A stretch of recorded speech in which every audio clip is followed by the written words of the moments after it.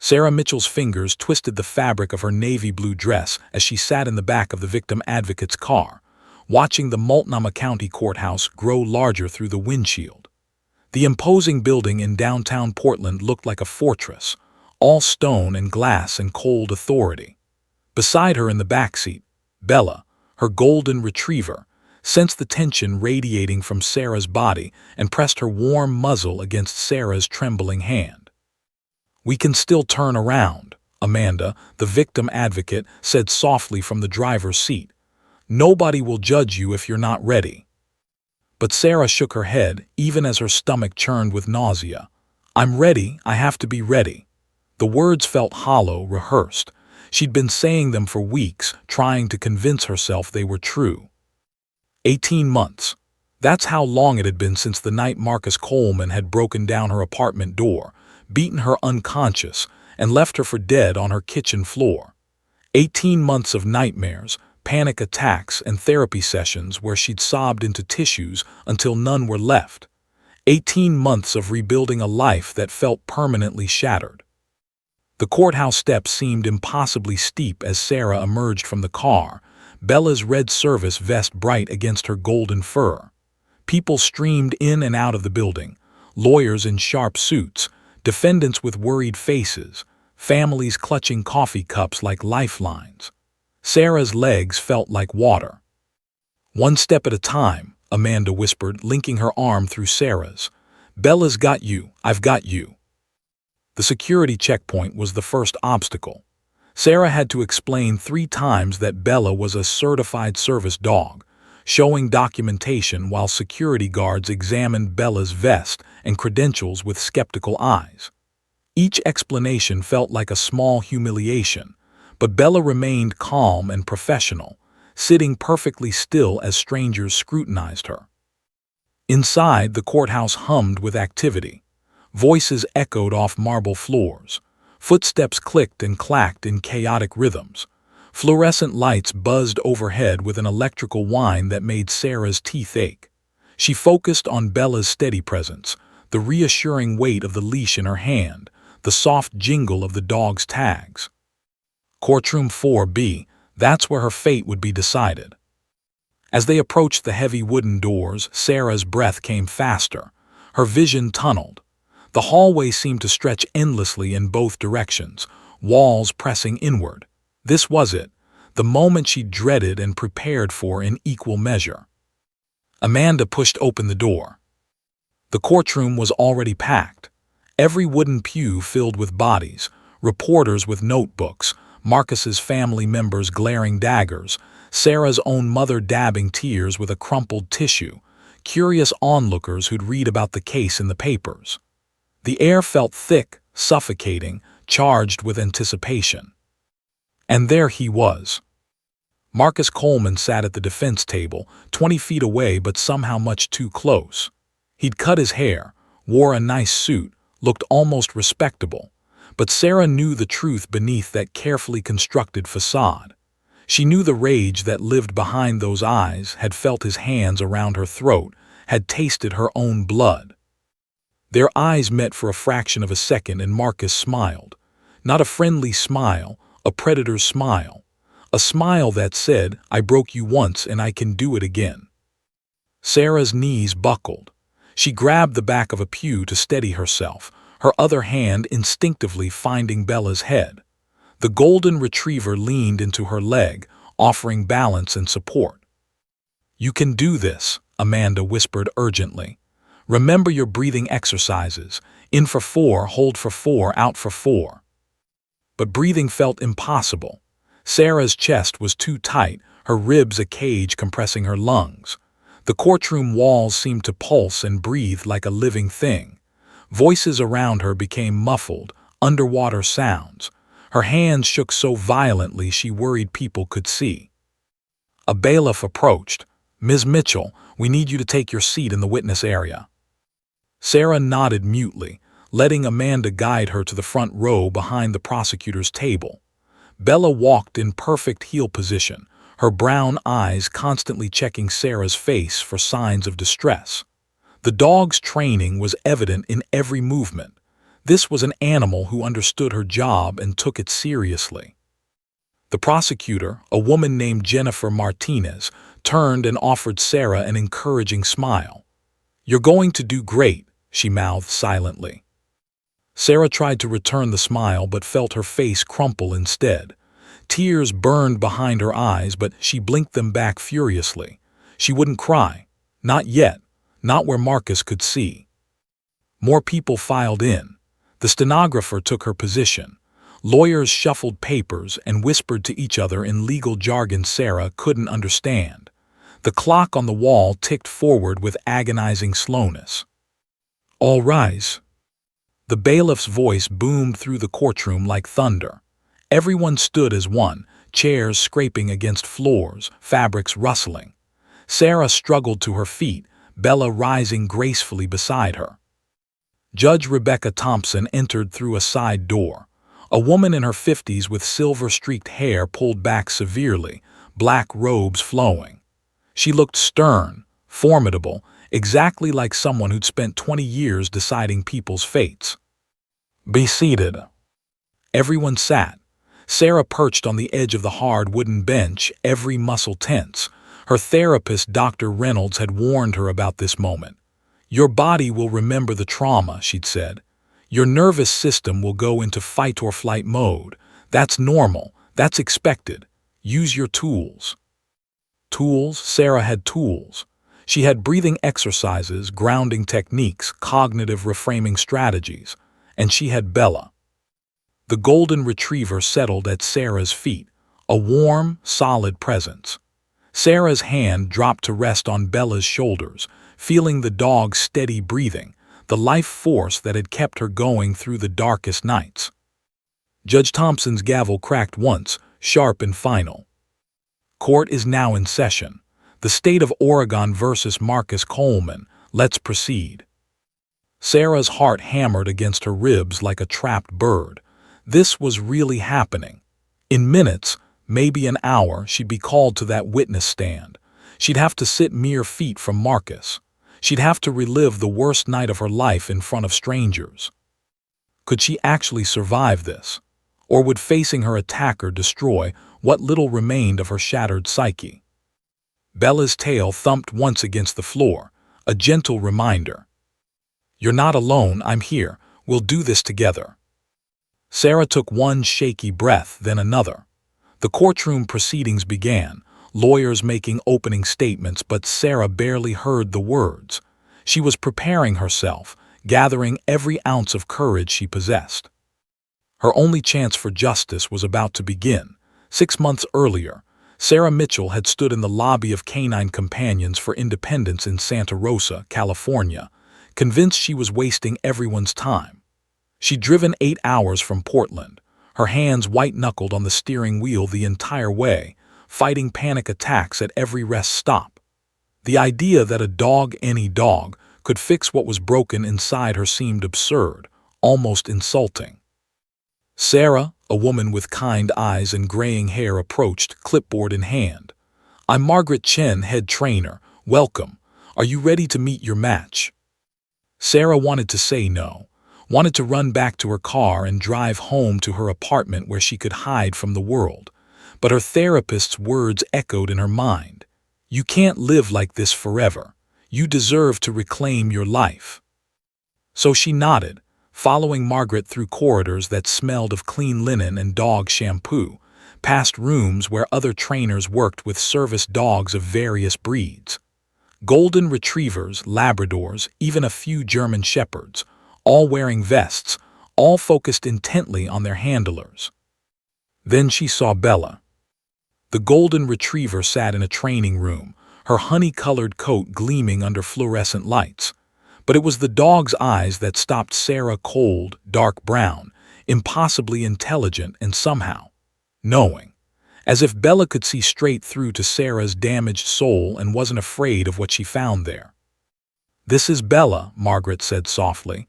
4 years old, 2 years of intensive training. She's been waiting for the right person." She paused, studying Sarah's face. "I think that person might be you." Bella stood and walked directly to Sarah, sitting precisely at her feet. No jumping, no excited wiggling, just calm, steady presence. Sarah's hand trembled as she reached down to touch the dog's head, and something inside her chest cracked open. Tears came then, unstoppable, months of grief and terror pouring out. Bella didn't move. She leaned into Sarah's legs, offering her weight as support, and stayed there while Sarah sobbed. That was the beginning. The training program lasted 2 intensive weeks, and Sarah learned that Bella's education had been nothing short of extraordinary. From 8 weeks old, Bella had been raised by volunteer puppy raisers who socialized her to every environment imaginable: crowded malls, noisy restaurants, busy hospitals. At 18 months, she'd entered advanced training at the Canine Companions campus. Service dogs aren't pets, Margaret explained during their first session. They're medical equipment with fur. Bella has been trained in specific tasks to mitigate your PTSD symptoms. Sarah watched in amazement as Margaret demonstrated. Bella could perform deep pressure therapy, placing her full 70-pound weight across someone's lap or chest to calm anxiety. She could create physical barriers between Sarah and strangers in crowded spaces. She could wake Sarah from nightmares by licking her face or pawing her arm. But the most crucial skill was alert work. Bella can detect your panic attacks before you're consciously aware they're starting, Margaret explained. Dogs can sense physiological changes, increased heart rate, changes in breathing patterns, even chemical signals in your sweat that humans can't smell. When Bella detects these changes, she'll alert you. They practiced obsessively. Margaret would have Sarah remember triggering moments while monitoring her vitals. Before Sarah even felt the anxiety spike, Bella would stand, place her paw on Sarah's knee, and maintain intense eye contact, a clear signal that said, "Your body is going into crisis mode. Use your coping tools now." "She's giving you a warning system," Margaret said, "a chance to intervene before you spiral." Sarah also learned Bella's command signals, 12 different hand gestures that communicated specific needs. 3 taps on Bella's head meant, "I'm starting to panic, stay close." A squeeze behind the right ear meant, "Emergency. I need deep pressure therapy immediately." A double pat on the left shoulder meant, "Create a barrier between me and other people." But commands were only part of their communication. As the days passed, Sarah discovered that Bella seemed to understand her on a deeper level. The dog would rest her chin on Sarah's lap during moments of sadness, would press against her legs when crowds felt overwhelming, would wake her gently from bad dreams before the screaming started. "How does she know?" Sarah asked one afternoon, watching Bella track her movements across the training room. Margaret smiled. "Dogs are pack animals. They're hardwired to read social cues and emotional states. Bella has been specifically trained to channel that natural ability into helping you. But there's something more, something we can't fully explain. Sometimes a dog and a person just fit. They understand each other in ways that transcend training." The real test came during week 2, when Margaret arranged a simulation of Sarah's worst fear: testifying in court.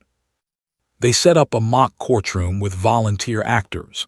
Someone played the prosecutor, someone played the defense attorney, and someone, a male volunteer, played Sarah's attacker, sitting at the defense table with an intentionally intimidating stare. Sarah's breakdown was immediate and catastrophic.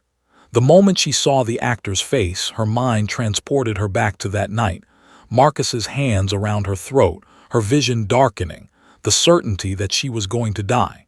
She couldn't breathe, couldn't think, couldn't speak. But Bella was there. The golden retriever responded to Sarah's distress signal instantly, climbing into Sarah's lap despite the formal setting, applying deep pressure that grounded Sarah to reality. Bella's warm weight became an anchor. Her steady breathing became a rhythm Sarah could match. Her brown eyes became a focal point that pulled Sarah back from the edge of the abyss. It took 20 minutes for Sarah to recover. 20 long, difficult minutes where Bella never wavered, never broke position, never stopped doing her job. "This is what will happen in the real courtroom," Margaret said gently afterward. "Your trauma will be triggered, but now you have a partner who can help you through it." Sarah spent the next 4 months at home in Portland, bonding with Bella, learning to trust their partnership. They practiced the courtroom scenario 50 more times with Sarah's therapist, Dr. Reynolds. Each time it got slightly easier. Not easy, never easy, but manageable with Bella's help. Bella learned Sarah's apartment, her routines, her triggers. The dog knew that certain street corners made Sarah freeze, that sudden loud noises sent her into panic mode, that nighttime was when the darkness came. Bella intercepted 3 suicide attempts in those months, alerting Sarah's mother when Sarah's depression became dangerous. The bond between them grew stronger than steel. Bella wasn't just a service dog anymore. She was Sarah's reason to wake up each morning, her motivation to heal, her courage made tangible. They practiced Sarah's testimony together every single day. Sarah would speak the words out loud while Bella listened, alert for any signs of distress. "He broke down my door. He grabbed me by the hair. He hit me until I couldn't see." Each repetition hurt less with Bella beside her. Each telling felt like taking back a piece of stolen power. "You're ready," Dr. Reynolds finally said one afternoon. "I truly believe you can do this." Sarah looked down at Bella, who gazed back with absolute confidence and trust. "We can do this," Sarah corrected, "together." Now, sitting in that Portland courtroom with Marcus Coleman 20 feet away, Sarah understood that every moment of training, every practice scenario, every sleepless night with Bella's warm weight beside her, it had all been leading to this. The real test was about to begin. The courtroom settled into an uneasy silence as Judge Rebecca Thompson reviewed documents on her bench.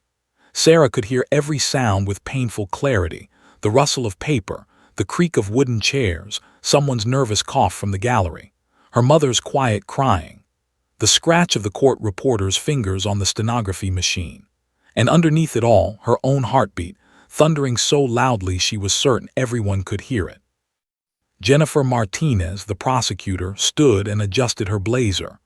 "Your Honor, the state calls Sarah Mitchell to the stand." The words seemed to echo forever. Sarah's vision swam. This was it, the moment that would define everything: justice or continued nightmare, freedom or eternal victimhood. Amanda, the victim advocate, squeezed Sarah's shoulder. "You've got this," she whispered.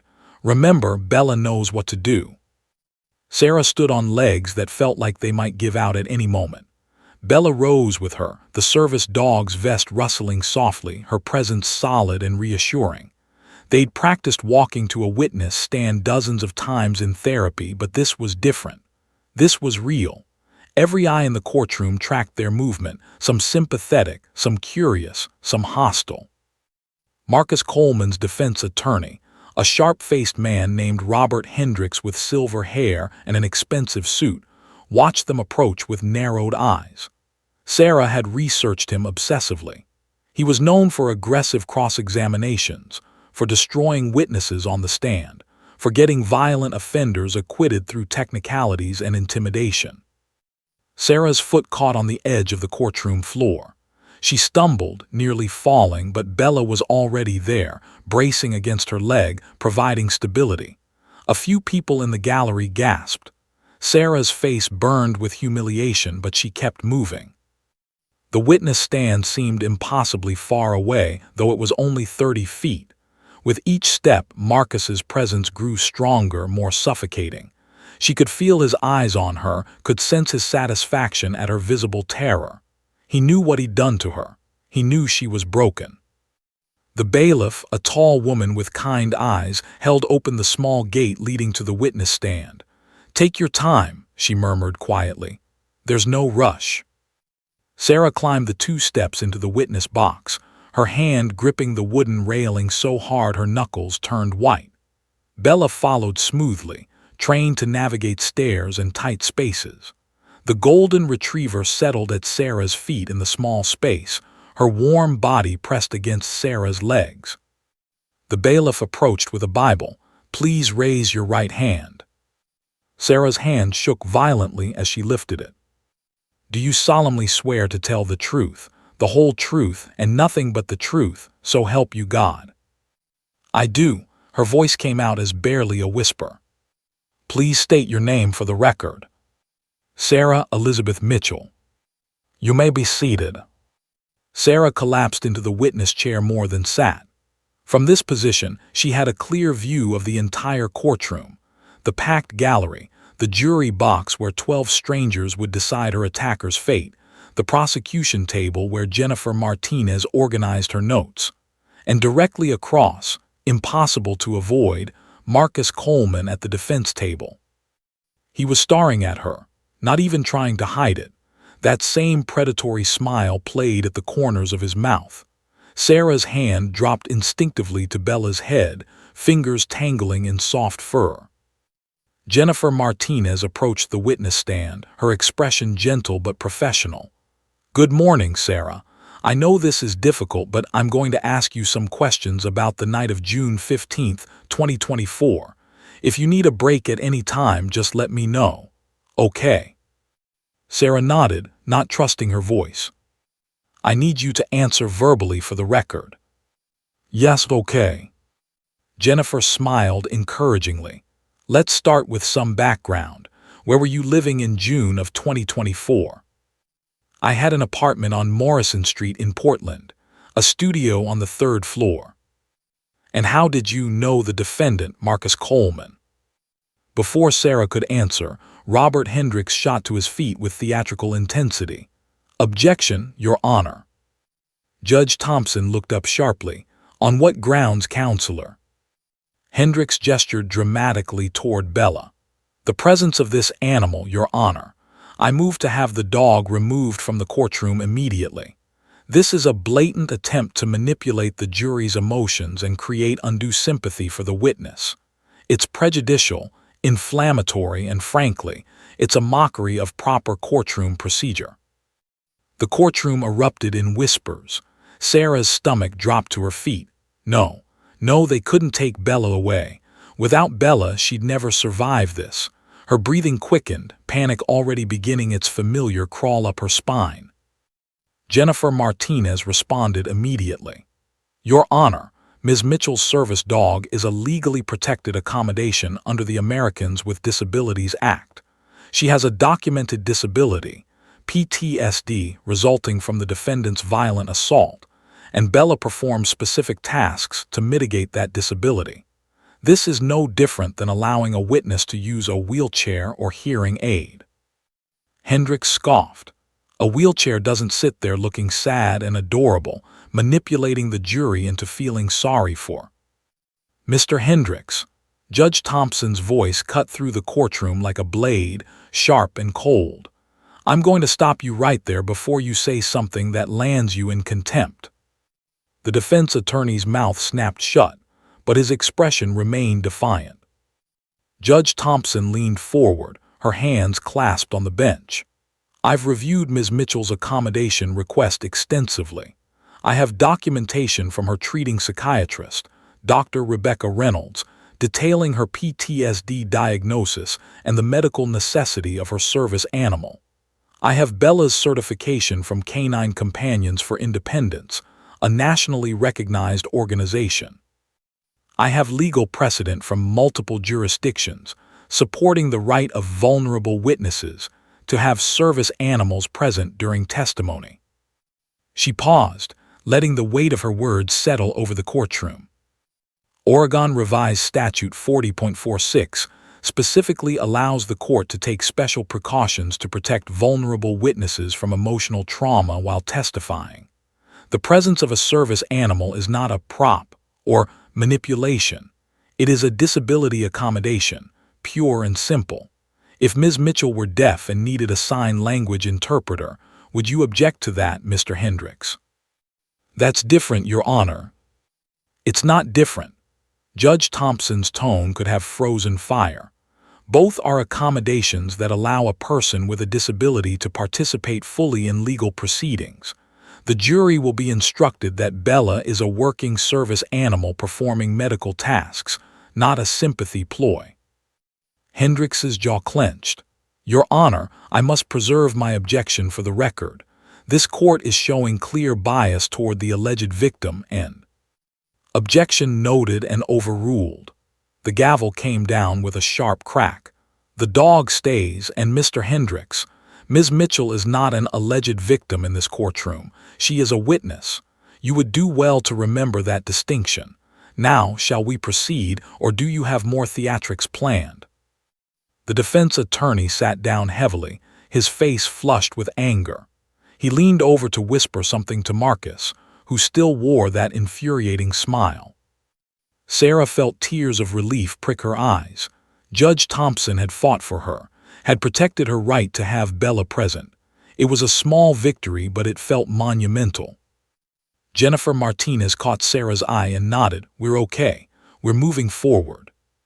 Thank you, Your Honor, Jennifer said. May I continue? Please do. Jennifer turned back to Sarah, her expression softening. I know that was stressful, Sarah. Take a breath. Bella's not going anywhere. Sarah's hand was still buried in Bella's fur, the dog's steady presence anchoring her to reality. She took a shaky breath, then another. I'm okay, she managed. I'm ready. But even as she said the words, Sarah could feel the adrenaline coursing through her system, the hypervigilance that came with PTSD, the sense that danger lurked everywhere. The defense attorney had attacked her right out of the gate, and that was just the beginning. The real testimony hadn't even started yet. Jennifer smiled gently. Okay, let's go back to my question. How did you know Marcus Coleman? Sarah forced herself to look at the prosecutor instead of at Marcus. We dated for about 3 months. And when did that relationship end? May of 2024, I broke up with him. Why did you end the relationship? Sarah's hands began to shake. He was controlling, jealous. He started getting angry over small things, who I talked to, what I wore, where I went. It scared me. How did the defendant react when you ended the relationship? The memories flooded back, Marcus's rage, his threats, the look in his eyes that told her he saw her as property, not a person. He said I'd regret it. Sarah's voice dropped to almost a whisper. He said I belonged to him, that no one would ever love me like he did, that if he couldn't have me, nobody would. In the gallery, several jury members leaned forward, engaged now. This was only the beginning of Sarah's testimony, and already the walls felt like they were closing in. The hardest part was still to come. The questions kept coming, each one pulling Sarah deeper into the nightmare she'd been trying to escape for 18 months. Jennifer Martinez's voice was gentle, but the words themselves were knives, cutting open wounds that had barely begun to heal. Sarah, can you tell the court what happened on the night of June 15, 2024? This was it. The moment Sarah had dreaded since the day she'd agreed to testify. She'd practiced this testimony 100 times with Dr. Reynolds, had recited the facts until they felt almost clinical, detached from emotion. But sitting here, with Marcus's eyes boring into her, with 12 strangers judging her every word, with her mother sobbing quietly in the gallery, nothing had prepared her for this. I was home alone, Sarah began, her voice trembling. I'd been out with friends earlier at a restaurant downtown. I got home around 9 o'clock. What happened next? Sarah's breathing quickened. Bella shifted at her feet, her body tensing. The dog was already picking up on Sarah's rising distress. I changed into pajamas and was watching TV. Just a normal night. Then around 10:30, there was pounding on my door. The memory crashed over her like a wave. The sound of fists hammering on wood. The way her heart had frozen in her chest because she knew it was him. Did you answer the door? No, Sarah's hands gripped the arms of the witness chair. I looked through the peephole and saw Marcus. I told him to leave. I said I was calling the police. What did he do? Sarah's vision began to blur at the edges. The courtroom lights seemed too bright, stabbing into her eyes. He said he just wanted to talk, that he missed me, but I could hear it in his voice, the anger, the rage. I told him no, told him to go away. Jennifer's voice softened even more. Take your time, Sarah. But time was collapsing. Past and present were merging, and Sarah wasn't in the courtroom anymore. She was back in her apartment, pressed against the door, phone shaking in her hand as she dialed 911. Then he stopped talking. Sarah's voice cracked. It got quiet. I thought maybe he'd left, but then the sound, the terrible splintering crash of wood giving way. He kicked in the door. The words tumbled out faster now, Sarah's breathing becoming rapid and shallow. The deadbolt broke. The chain snapped. He came through and I was right there and he grabbed my hair. Sarah's hand flew to Bella's head. 3 quick taps, the signal they'd practiced countless times. Bella responded instantly, rising from her lying position and placing her front paws on Sarah's lap in the witness chair. The golden retriever's weight pressed against Sarah's chest, deep pressure therapy, designed to calm the nervous system, to ground someone spiraling into panic. But Sarah was already falling into the abyss. He dragged me across the floor by my hair, Sarah continued, the words coming mechanically now, as if she were reading from a script written in hell. I was screaming. He slapped me, told me to shut up, said I was a whore, that I'd humiliated him, that I needed to learn my place. Tears streamed down Sarah's face. In the jury box, one woman dabbed at her own eyes. In the gallery, Sarah's mother openly sobbed. But Marcus just sat there, that same slight smile on his face, as if he were enjoying this, as if her pain was entertainment. I tried to fight back, Sarah whispered. I hit him, scratched his face, but he was so much stronger. He punched me in the stomach and I couldn't breathe. I fell. Then he was on top of me and his hands were around my throat and the courtroom disappeared entirely. Sarah wasn't sitting in a witness chair anymore. She was on the cold tile of her kitchen floor, Marcus's weight crushing her, his hands squeezing her throat, cutting off her air. She could see his face above her, twisted with rage, spit flying from his mouth as he screamed at her. Could feel her lungs burning, desperate for oxygen. Could feel her vision darkening at the edges, the terrible certainty that she was dying, that this was how her life would end. I couldn't breathe, Sarah gasped, her own hands clawing at her throat as if Marcus's fingers were still there. I couldn't breathe. Everything was going black. I thought I was going to die.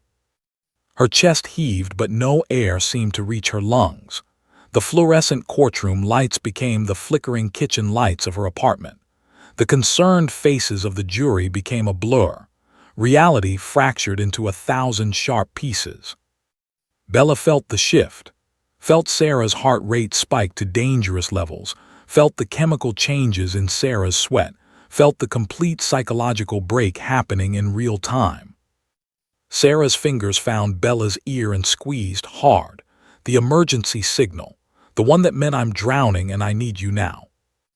The golden retriever pushed her full 70 pounds against Sarah's chest, her muzzle pressing against Sarah's neck, her warm breath steady and rhythmic. Bella's training kicked into high gear. She was a living, breathing anchor trying to pull Sarah back to the present moment. But Sarah was gone. He kept squeezing, Sarah sobbed, her words barely coherent now. I tried to push him off, but I was too weak. I could feel myself dying, could feel everything slipping away. My last thought was that no one would find me for days, that I'd die alone on my kitchen floor and it would be hours before anyone noticed I was gone. Her whole body shook with violent tremors. Tears and snot ran down her face unchecked. Her breathing came in terrible, gasping gulps, hyperventilation that made her dizzy and nauseous. I don't remember passing out, Sarah continued, unable to stop the flood of words now. But I woke up later and he was gone. I was still on the floor. There was blood everywhere, my blood. My face was swollen, my ribs were broken, my throat, I couldn't swallow, couldn't speak. I crawled to my phone, called 911, but I couldn't talk. I just lay there making these horrible choking sounds until the paramedics broke down what was left of my door. The courtroom had gone completely silent. Even the court reporter had stopped typing, her face pale. Sarah's hands clutched Bella desperately, but the dog's presence wasn't enough this time. The panic attack was too severe, the trauma too fresh, the re-traumatization too complete. Sarah's vision tunneled to a pinpoint. Her ears rang with a high-pitched whine. Her heart hammered so hard she thought it might explode. "I nearly died," Sarah whispered, her voice raw. "He nearly killed me. And when I was lying there in the hospital, tubes down my throat helping me breathe, wires attached to my chest monitoring my heart, I knew that even if my body survived, something inside me had died on that kitchen floor." Her words dissolved into incoherent sobbing. Her body curled forward over Bella, shaking uncontrollably. The golden retriever whined softly, pushing harder against Sarah's chest, but nothing was working. The panic attack had taken over completely. Sarah couldn't see the courtroom anymore. Couldn't hear Jennifer Martinez calling her name with concern. Couldn't feel anything except the phantom pressure of hands around her throat, the terror of dying, the absolute certainty that she was broken beyond repair.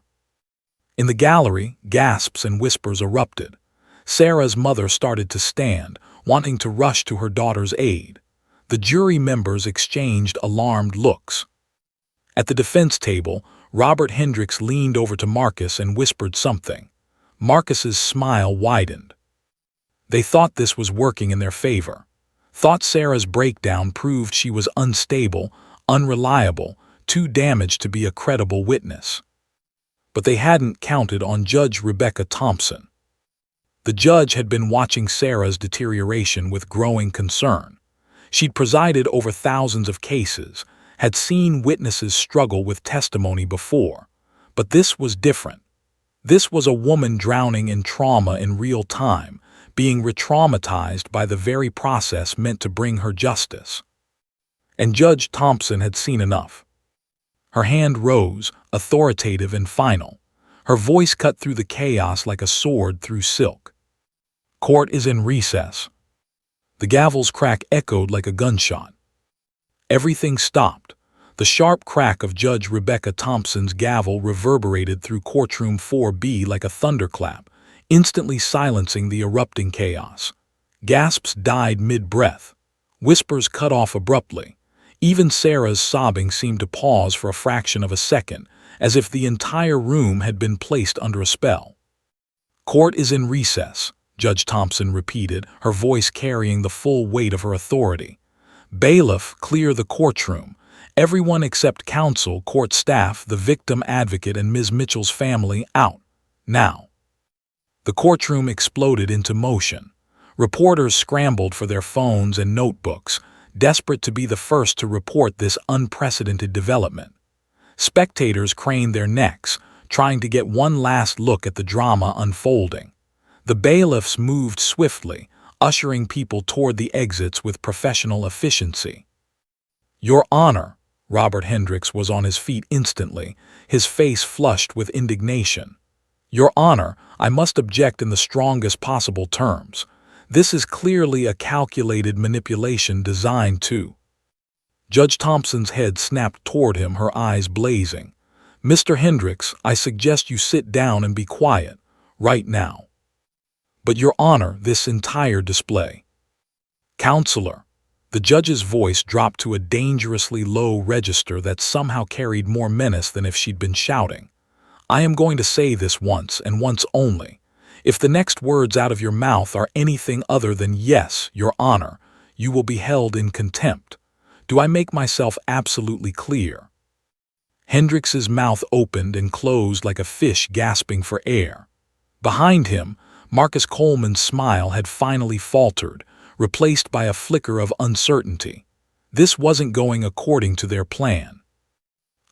"Your Honor, I need to preserve my objection for the appellate record." "Your objection is noted." Judge Thompson's gavel came down again, harder this time.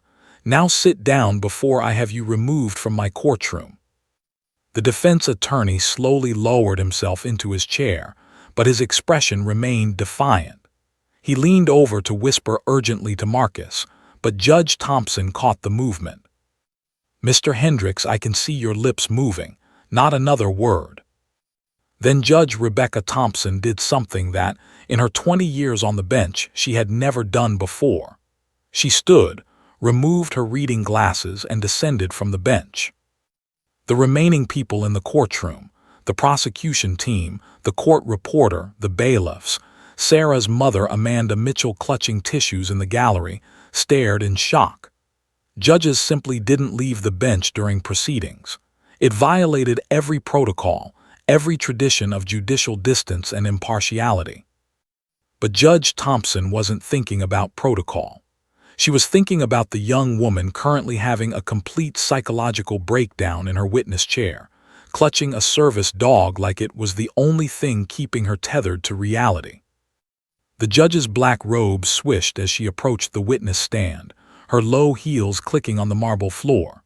Up close, she could see the full extent of Sarah's distress, the way her whole body shook, the way her breath came in short, panicked gasps, the way her eyes had a distant, glassy quality that suggested she wasn't fully present anymore. Bella looked up at the judge's approach, her brown eyes alert but calm. The golden retriever continued applying pressure to Sarah's chest, doing her job with unwavering focus even as her human fell apart. "Sarah," Judge Thompson said softly, kneeling down beside the witness stand. The position put her at eye level with the traumatized woman. "Sarah, can you hear me?" No response. Sarah's eyes stared at nothing, seeing horrors that only she could witness. Jennifer Martinez had rushed over as well, her professional composure cracking to reveal genuine concern. "Your Honor, I'm so sorry. I didn't realize it would be this severe." "It's not your fault, counselor." Judge Thompson kept her voice low and soothing, the same tone she'd used with her own daughters when they were small and frightened. "Sarah, I need you to listen to my voice. You're safe. You're in a courtroom. That man cannot hurt you here. I won't allow it." Behind them, Amanda Mitchell had broken past the barrier separating the gallery from the court floor. The bailiff moved to stop her, but Judge Thompson waved him off. "Let her through." Amanda rushed to her daughter's side, her own face streaked with tears. "Baby, it's Mom. I'm here. You're safe." The combined presence of Bella, the judge, the prosecutor, her mother, and the victim advocate created a protective circle around Sarah. Slowly, painfully slowly, Sarah's breathing began to change. The hyperventilation eased slightly. Her glazed eyes started to focus. "That's it," Judge Thompson encouraged. "Breathe with your dog, feel her heartbeat. You're doing great." From the defense table, Robert Hendricks's voice cut through the moment like a knife. "Your Honor, with all due respect, this court is showing extraordinary and prejudicial favoritism toward the prosecution's witness. The defendant has rights too." Judge Thompson rose to her full height and turned to face him. If looks could kill, Hendricks would have been vaporized on the spot. "Mr. Hendricks, let me explain something to you." Her voice was ice cold now, every word precisely enunciated. "My job, my sworn duty, is to ensure that justice is served in this courtroom. Justice cannot be served if a witness is too traumatized to testify. That is not favoritism. That is ensuring the integrity of these proceedings." "But Your Honor." "I'm not finished." Judge Thompson walked slowly toward the defense table, and both Hendricks and Marcus visibly shrank back. "You want to talk about rights? Fine. Your client has the right to a fair trial, but Ms. Mitchell has rights too. She has the right to be heard. She has the right to have her day in court. She has the right to seek justice for what was done to her without being re-traumatized beyond her ability to function." She stopped directly in front of the defense table, hands on her hips beneath her robes. "What I just witnessed was not manipulation or theatrics. That was a genuine psychological crisis brought on by severe trauma that, according to the charges before this court, your client inflicted. If you cannot see the difference between a woman having a panic attack and a calculated ploy, then you have no business practicing law in my courtroom." Hendricks's face had gone from red to purple. "Your Honor, I must strenuously object." Object all you want. File your motions. Appeal to the Supreme Court if you'd like." Judge Thompson's voice rose in volume, filling every corner of the courtroom. "But while you are in my courtroom, you will show basic human decency to a traumatized witness, or so help me God, I will make sure you regret it." She turned back to Sarah, her expression softening immediately. "Take her to the conference room," she instructed the bailiff. "She needs space and privacy to recover. Ms. Martinez, Ms. Riley, please accompany her. Mrs. Mitchell, you too." "How long a recess, Your Honor?" Jennifer asked. Judge Thompson checked her watch. "As long as she needs. We'll reconvene when and only when Ms. Mitchell is ready to continue. If that's in an hour, fine. If it's tomorrow, that's fine too. I will not have a witness forced to testify while in psychological crisis." "Your Honor," Hendricks was standing again, his voice rising in desperation. "You cannot indefinitely delay testimony. This is—" "What this is, Counselor, is a judge exercising her discretion to protect a vulnerable witness under Oregon Revised Statute 40.46. I suggest you read it carefully." Judge Thompson's eyes narrowed. "And Mr. Hendricks, if I hear one more complaint, one more accusation of bias, one more suggestion that a woman's trauma response is somehow fraudulent, I will hold you in contempt. That is not a threat. That is a promise." The silence that followed was absolute.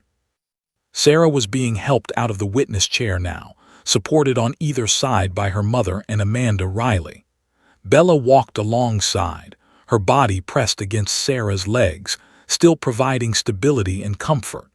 They made their way slowly toward the side door leading to the conference rooms.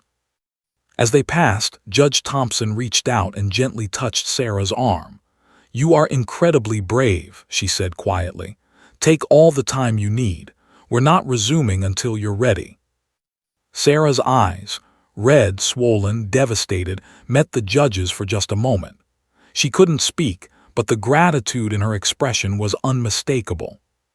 Once they'd exited, Judge Thompson turned to address the remaining people in the courtroom.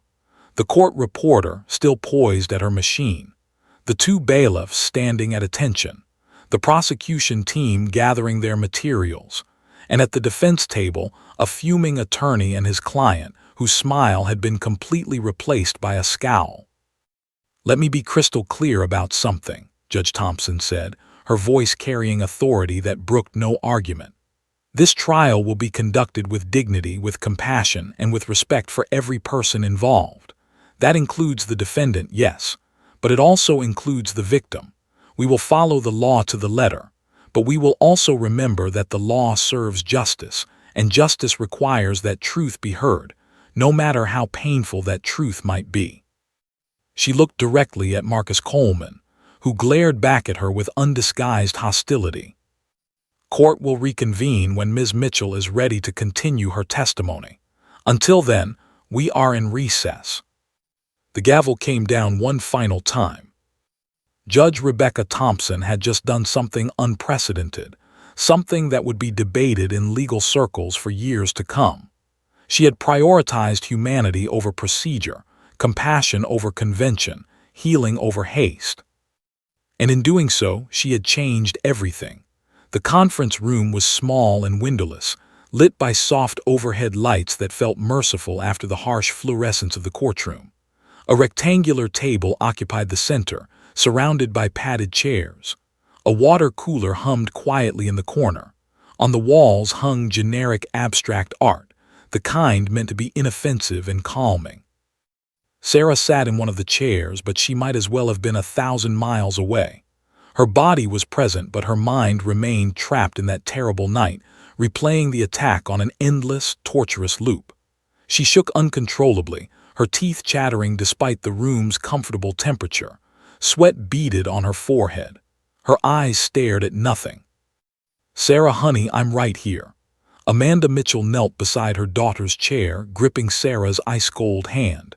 "You're safe now. You're not in that apartment. You're here with me." But Sarah couldn't hear her mother's words. The panic attack had consumed her completely, shutting down her ability to process the present moment. Her nervous system was stuck in fight-or-flight mode, flooding her body with adrenaline and cortisol, convincing her that mortal danger was imminent. That's when Bella went to work. The golden retriever had been trained for exactly this scenario. While emotional support animals provided comfort through their presence alone, Bella was different. She was a working service dog, with specific tasks designed to interrupt and mitigate psychiatric crises. Bella placed her front paws on Sarah's lap first, but when that didn't provide enough grounding, the dog took it further. With practiced precision, Bella climbed fully into Sarah's lap, all 70 pounds of her, and stretched her body across Sarah's chest and torso.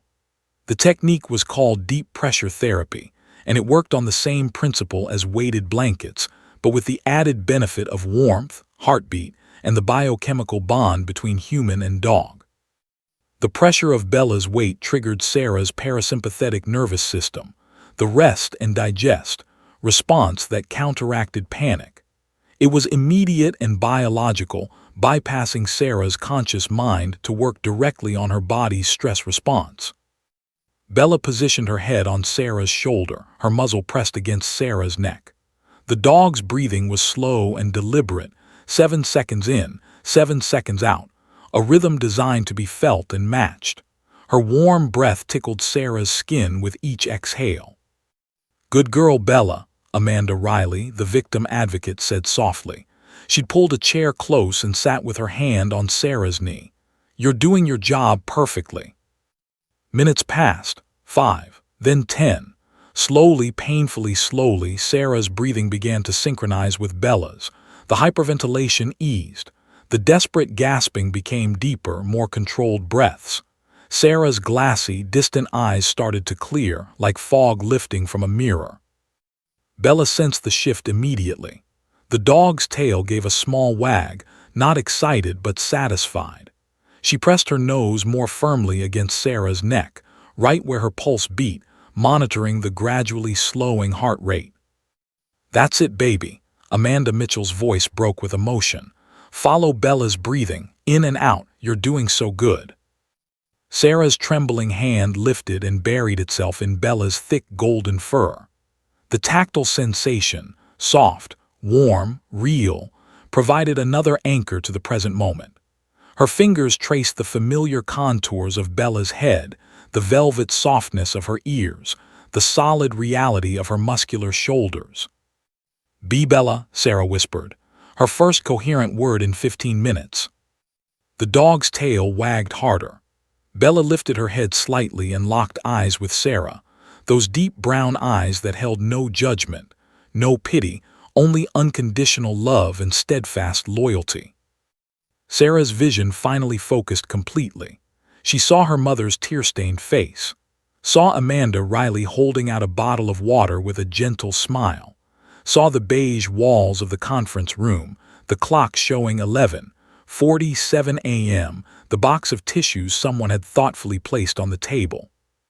She was back. She'd survived another panic attack. Bella had pulled her through, just like she'd been trained to do. "Water," Amanda Riley offered the bottle. Sarah's hands shook too badly to open it, so Amanda twisted the cap off and held it steady while Sarah took small sips. The cool liquid felt like salvation on her raw throat, raw from hyperventilating, from sobbing, from the phantom sensation of Marcus's hands squeezing the life out of her. "How long was I?" Sarah's voice came out hoarse and broken. "About 20 minutes, Amanda Riley said gently. "You had a severe panic attack, Sarah. That's completely understandable given what you were testifying about." Sarah closed her eyes, shame washing over her. "I failed. I couldn't do it. I broke down in front of everyone, the jury, the judge, Marcus." Her voice cracked on his name. "He must be so satisfied. He broke me then and he's still breaking me now." "No," the word came firm and strong from the doorway. Everyone turned. Judge Rebecca Thompson stood there, still in her black robes, her expression a mixture of determination and compassion. She entered the room and closed the door behind her. "Your Honor," Jennifer Martinez said, surprised. "We weren't expecting." "I know." Judge Thompson pulled out a chair and sat down, abandoning all pretense of judicial distance. "Sarah, I need you to hear something, and I need you to really listen." Sarah looked up, Bella still draped across her lap like a living, breathing weighted blanket. "You did not fail," Judge Thompson said with absolute conviction. "What I witnessed in that courtroom was not failure. It was courage. It was a woman forcing herself to relive the worst trauma of her life in front of strangers because she believes in justice. That's not weakness, Sarah. That's extraordinary strength." "But I couldn't even finish." "You got further than most people could have." The judge leaned forward, her elbows on her knees. "Do you know how many assault cases never make it to trial because victims can't face their attackers? How many survivors are too traumatized to testify? The fact that you made it to that witness stand, that you started telling your story, that alone is remarkable." Sarah's mother squeezed her hand. "The judge is right, honey." Judge Thompson continued, her voice gentle but firm. "What your attacker did to you, it doesn't just leave physical scars. It damages the nervous system, changes brain chemistry, creates wounds that can't be seen but are just as real as broken bones. Your panic attack wasn't a choice or a failure. It was your body's involuntary response to extreme trauma, and you have nothing to be ashamed of." Tears spilled down Sarah's cheeks again, but these were different, not panic but release. "I want him to pay for what he did," she whispered. "I want him in prison where he can't hurt anyone else, but I don't know if I can go back in there." "You don't have to decide right now," Judge Thompson said. "I've given you an indefinite recess. That means we resume when and only when you're ready. If that's in an hour, fine. If it's tomorrow, that works too.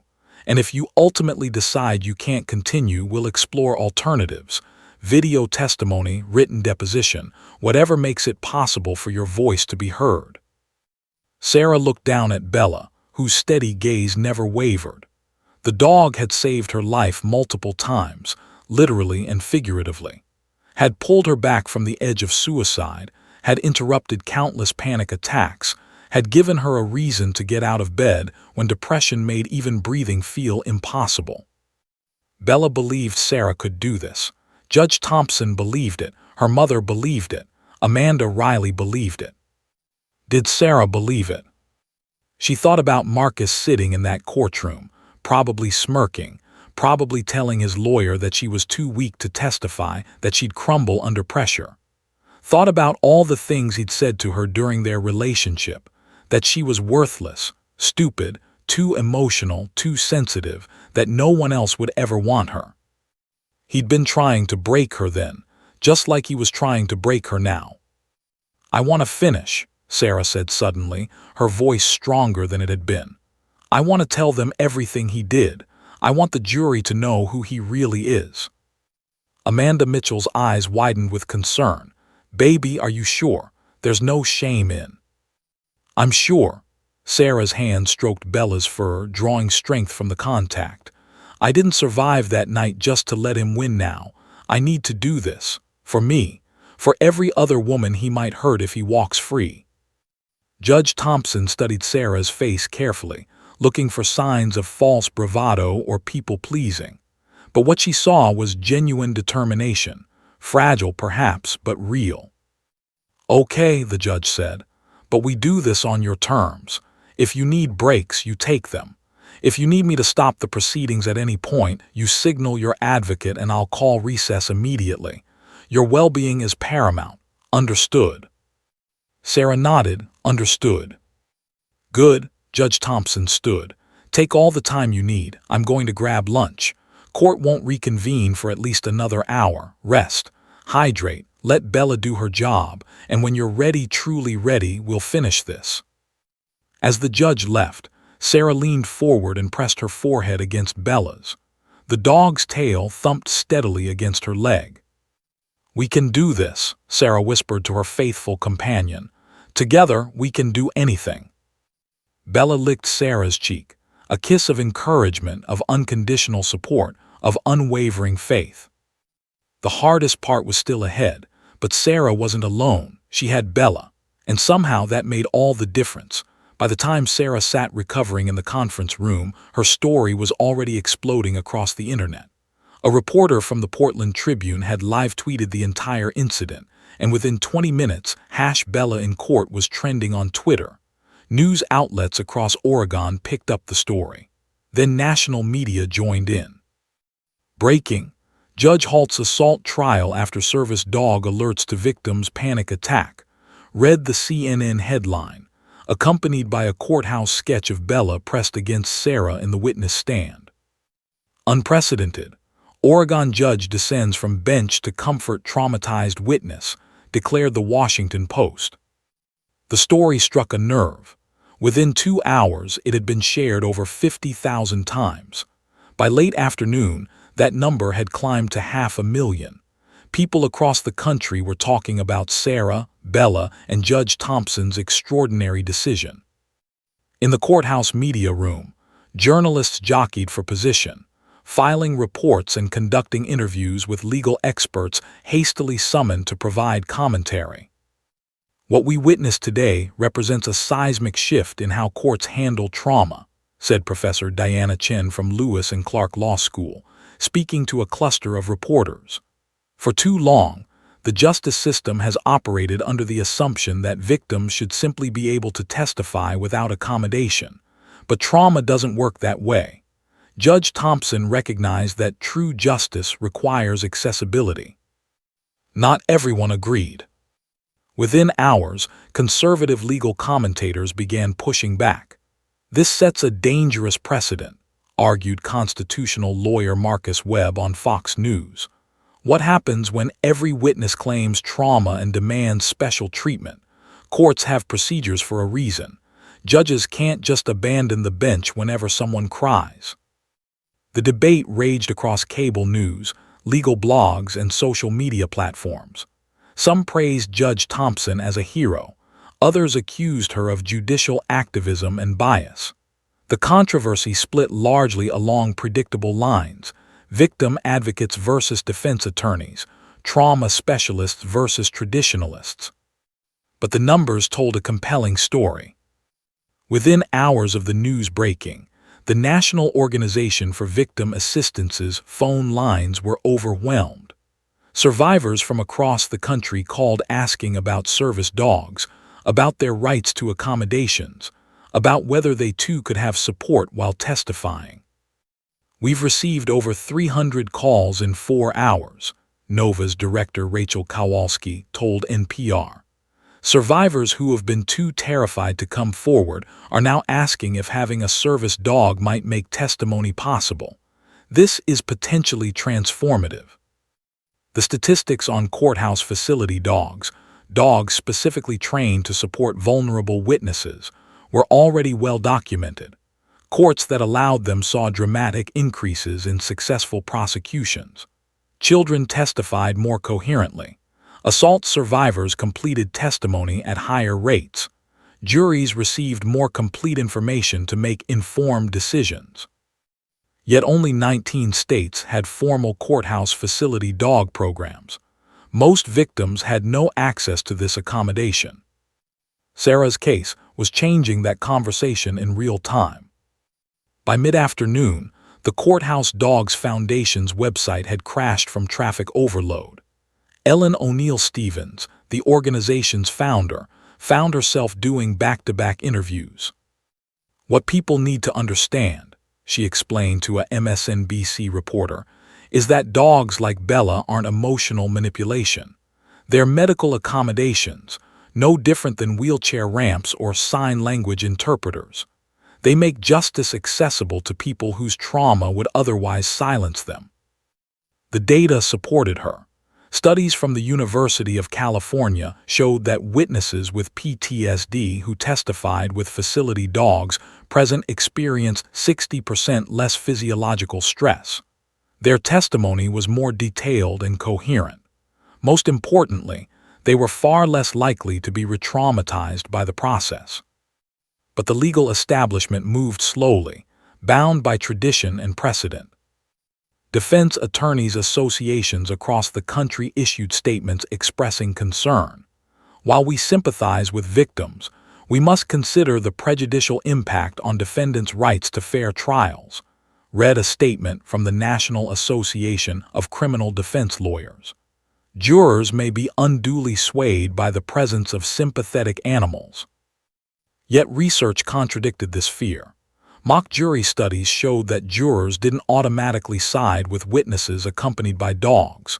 They evaluated credibility based on testimony content, not canine presence. If anything, dogs help jurors receive more complete information by enabling traumatized witnesses to actually speak. By evening, state legislators were paying attention. In California, Assemblymember Lisa Hernandez announced she'd introduce the Courthouse Facility Dog Access Act in the next legislative session. Massachusetts, Washington, and Colorado lawmakers quickly followed suit, promising similar bills. What happened in Portland today shouldn't be extraordinary, Hernandez told reporters. It should be standard practice. Survivors deserve access to justice, and sometimes that access requires accommodation. The backlash was equally swift. Legal defense organizations prepared to challenge any such legislation. Online commenters accused Sarah of faking her panic attack. Conspiracy theorists claimed the entire incident was staged. The cruelists suggested that if Sarah was too traumatized to testify, she was too unreliable to be believed. Dr. Rebecca Reynolds, Sarah's psychiatrist, watched the news coverage with growing anger. She drafted a statement, reviewed by Sarah and approved for release, explaining the neurobiology of PTSD, the reality of trauma responses, and the legitimacy of service animal interventions. Ms. Mitchell's panic attack was not performed for sympathy, the statement read. It was an involuntary physiological response to severe trauma. Her service dog performed exactly as trained, providing medical intervention that allowed her to recover and continue pursuing justice. This is healthcare, not theater. The statement went viral, shared by trauma specialists, psychologists, and advocates who'd been trying to educate the public about PTSD for years. Finally, they had a concrete example, a teachable moment that millions were watching. In law schools across the country, professors scrambled to incorporate the case into their curriculum. It raised fascinating questions. What were the limits of judicial discretion? How should courts balance defendant rights with victim accessibility? What accommodations were reasonable versus prejudicial? Legal journals began commissioning articles. The Yale Law Review fast-tracked a piece titled Trauma-Informed Justice, Constitutional Requirements and Practical Applications. Harvard Law School scheduled an emergency symposium on courthouse facility dogs. But perhaps the most powerful response came from survivors themselves. Social media flooded with testimonials from people who'd been too traumatized to testify, who'd watched perpetrators walk free because the victims couldn't face them in court. Many posted photos of their own service dogs, the companions who'd saved their lives, and were now giving them hope that justice might be possible. I was raped 3 years ago and couldn't testify because I'd have panic attacks just thinking about seeing him again, wrote one woman on Twitter. Watching Sarah and Bella today, maybe I can try again. Maybe I can finally get justice. My daughter was molested by her teacher, another post read. She's 12 and terrified of testifying, but if she could have her therapy dog with her, maybe she could do it. Maybe he wouldn't get away with it. Those were the posts that made headlines, that showed the true impact of what had happened in Courtroom 4. This wasn't just about one woman and one dog. It was about thousands of survivors who'd been excluded from justice because the system hadn't accommodated their trauma. By the time the evening news aired, Judge Rebecca Thompson's decision had been praised by the American Bar Association, criticized by defense attorney groups, analyzed by constitutional scholars, and celebrated by victim advocates worldwide. In Portland, protesters gathered outside the courthouse, some supporting Sarah, others defending Marcus's right to a fair trial. News helicopters circled overhead. Security was increased for when court would reconvene. But in that quiet conference room, away from cameras and controversy, Sarah Mitchell sat with Bella's head in her lap, drinking water and gathering strength. She didn't know she'd become the center of a national conversation. Didn't know her name was trending worldwide. Didn't know that legislators were drafting laws and law schools were rewriting curriculum. All she knew was that she had a choice to make: continue her testimony and face Marcus again, or walk away and let trauma win.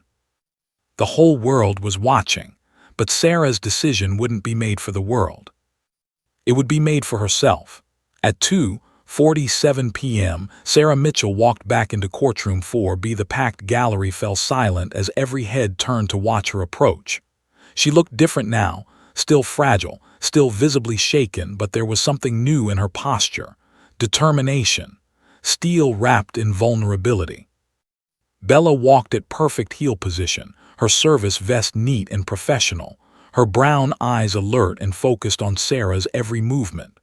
The golden retriever's tail maintained a steady, confident wag, a silent message that said, "We've got this." Judge Thompson looked up from her bench, her expression softening. "Ms. Mitchell, are you ready to continue?" Sarah's voice was quiet but clear. "Yes, Your Honor, I'm ready." As Sarah settled back into the witness stand with Bella at her feet, she noticed something had shifted in the courtroom. The jury members looked at her differently now, not with pity, but with respect. They'd witnessed her break down and watched her come back. That took courage they could recognize.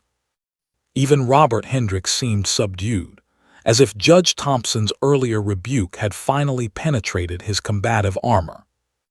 Jennifer Martinez approached with gentle professionalism. "Sarah, I know that was incredibly difficult. We only have a few more questions. Can you tell the jury what injuries you sustained from the attack?" This time Sarah was prepared. Her hand rested on Bella's head, not the emergency signal, just connection, grounding. "I had a fractured jaw, 3 broken ribs, a concussion, and severe bruising around my throat. The doctors said another 30 seconds of strangulation, and I would have died from lack of oxygen." The jury shifted uncomfortably. Several members glared at Marcus Coleman, who sat stone-faced at the defense table. "How long were you hospitalized?" 5 days, then 3 months of physical therapy to regain full mobility in my jaw. "And psychological treatment?" "I've been in therapy twice a week since it happened. I was diagnosed with severe PTSD, depression, and anxiety. I take medication daily. I have nightmares almost every night." Sarah's voice remained steady, Bella's presence anchoring her. "I had to quit my job because I couldn't handle being around people. I lost my apartment because I couldn't live there anymore, not after what happened. I moved in with my mother because I was too afraid to live alone." Jennifer paused, letting the weight of those words settle over the courtroom. "One final question, Sarah. Do you see the man who attacked you in this courtroom today?" Sarah's breath caught. This was the moment she dreaded most, acknowledging Marcus's presence, pointing him out, claiming her truth publicly and irrevocably. Her hand tightened on Bella's fur. The dog pressed harder against her legs, offering support. Sarah lifted her eyes and looked directly at Marcus Coleman for the first time since testimony began. He stared back, that slight smirk still playing at his lips, trying to intimidate her one last time. But Sarah didn't look away. "Yes," she said, her voice growing stronger. "That's him, Marcus Coleman, sitting at the defense table in the gray suit. That's the man who broke into my apartment, beat me, strangled me, and left me for dead." The smirk finally disappeared from Marcus's face. "Thank you, Sarah." Jennifer returned to her seat. "No further questions, Your Honor." The cross-examination was brutal but brief. Hendricks tried to poke holes in Sarah's timeline, questioned why she dated Marcus if he was so dangerous, suggested she might be exaggerating her injuries for sympathy. But Sarah held firm, Bella's steady presence giving her strength to deflect each attack. After 2 hours of closing arguments and jury instructions, the jury retired to deliberate at 4:30 p.m. Sarah waited in the conference room, Bella's head resting in her lap. Her mother held her hand. Amanda Riley brought coffee and encouraging words, but the waiting felt endless, each minute an eternity of uncertainty. At 7:43 p.m. the bailiff knocked.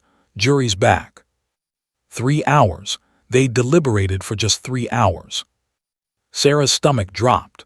Was that good or bad? Did quick mean they believed her or that they dismissed her testimony as too emotional, too unreliable? The courtroom was even more packed than before, filled with people who'd been following the case online. News cameras lined the back wall. Sarah felt the weight of thousands of eyes in the room and watching remotely. "Has the jury reached a verdict?" Judge Thompson asked. The jury foreperson, a middle-aged woman with kind eyes, stood. "We have, Your Honor." "What say you?" In the matter of the state of Oregon versus Marcus Coleman, on the charge of assault in the first degree, we find the defendant guilty. Sarah's knees buckled. Bella was there instantly, bracing against her, keeping her upright. On the charge of attempted murder, we find the defendant guilty. The courtroom erupted. Sarah's mother sobbed openly. Marcus Coleman's face went white, then red with rage. He started to stand, shouting something, but bailiffs immediately restrained him. Judge Thompson's gavel cracked like thunder. "Order! I will have order in this court." As the room quieted, Sarah felt something break open inside her chest, not panic this time, but release. Relief, validation, justice. The sentencing hearing was scheduled for 2 weeks later. When that day came, Judge Thompson delivered remarks that would be quoted in legal journals for years. "Mr. Coleman, you didn't just assault Ms. Mitchell's body. You assaulted her sense of safety, her mental health, her ability to trust. The scars you left are deep and lasting." The judge's voice was granite hard. But this court recognizes something else. Ms. Mitchell's courage, supported by her remarkable service dog, has illuminated profound failures in how our justice system treats trauma survivors. She looked directly at Sarah. "Because of you, because of Bella, we're having conversations that should have happened decades ago, about accessibility, about trauma-informed justice, about ensuring that seeking justice doesn't require survivors to destroy themselves in the process." Judge Thompson sentenced Marcus Coleman to 22 years in prison, without possibility of parole for 15 years. As bailiffs led him away in handcuffs, Marcus turned and glared at Sarah one final time, but his look held no power anymore. Sarah stared back. Bella pressed against her legs and felt nothing but relief. Outside the courthouse, Sarah knelt on the steps and wrapped her arms around Bella's neck. Cameras clicked and flashed, but she didn't care. "Thank you," she whispered into golden fur. "Thank you for saving me." The impact rippled outward like waves from a stone dropped in still water. Within 6 months, 12 states had introduced courthouse facility dog legislation. Within a year, 23 states had passed laws collectively known as Bella's Law, guaranteeing the right of vulnerable witnesses to be accompanied by certified service animals. Law schools added trauma-informed justice to their curriculum. Judges attended seminars on recognizing and accommodating PTSD. Prosecutors' offices partnered with service dog organizations. But the most profound changes were individual and countless. Survivors who'd been too traumatized to testify found new courage. Children facing their abusers had furry advocates beside them. Justice became accessible to people who'd been locked out by their own trauma. Sarah continued therapy, slowly rebuilding her life. She started a nonprofit called Bella's Voice, helping other survivors access service dogs and navigate the legal system. She spoke at conferences, wrote articles, became an advocate for trauma-informed justice reform. And through it all, Bella was there, steady, faithful, unwavering. 2 years after the trial, on a sunny Saturday morning, Sarah stood in her own apartment again, A new place, a safe place. She watched Bella sleep peacefully on a dog bed in a patch of sunlight streaming through the window. Her phone buzzed, a text from another survivor. "I testified today with my service dog. We got a conviction. Thank you for showing me it was possible." Sarah smiled, tears of gratitude rather than pain filling her eyes. One quiet signal to a dog had changed everything.